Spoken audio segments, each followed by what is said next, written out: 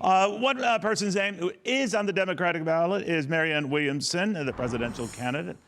Finally get to see you in the flesh. Good to see you. It's always good to see you. Thank you for having me. What do you make of the president not being on the ballot? I don't think I've ever remembered anything. Oh, it's outrageous, actually. The idea that the DNC feels entitled to just anoint the president. You know, I'm old enough to remember when I was a teenager, Lyndon Johnson was an incumbent president, and Eugene McCarthy primaried him. Right. Bobby Kennedy Sr. primaried him. You know, senators, sitting senators. Well, Bobby Kennedy came afterwards, right after Eugene LBJ McCarthy barely won this state. You're quite right. You think that's a risk that the president is losing a lot of people doing this? Well, I think the people are watching. I think people are horrified. 70% of Democrats have said they want to hear from other voices. As your coverage just showed, the president is very low in his numbers, maybe not as low as you said, who knows.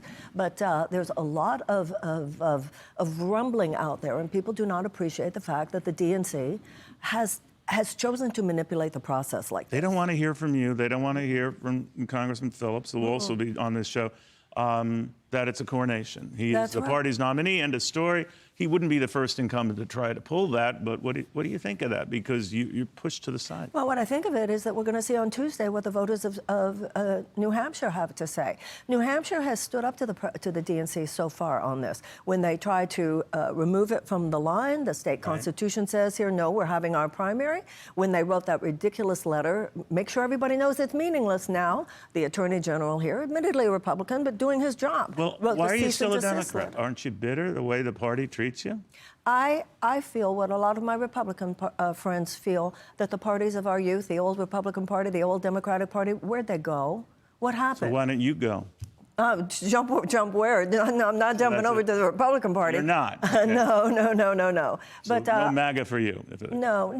So what do you do? I mean, you're kind of like in the island of misfit toys here. I'm here, and I think that more and more people are waking up. You know, it's interesting because in campaigning in the last few days, a lot of Granite Staters said that they still haven't made up their mind.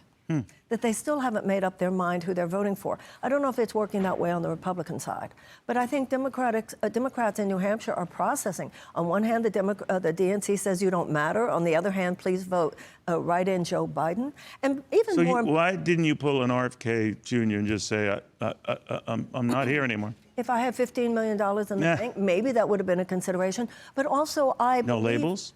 No, I believe in the traditional values of the Democratic Party. That's what I was brought up with, the unequivocal advocacy for the working people of the United States. I guess at this point, it feels almost like a nostalgic connection to that.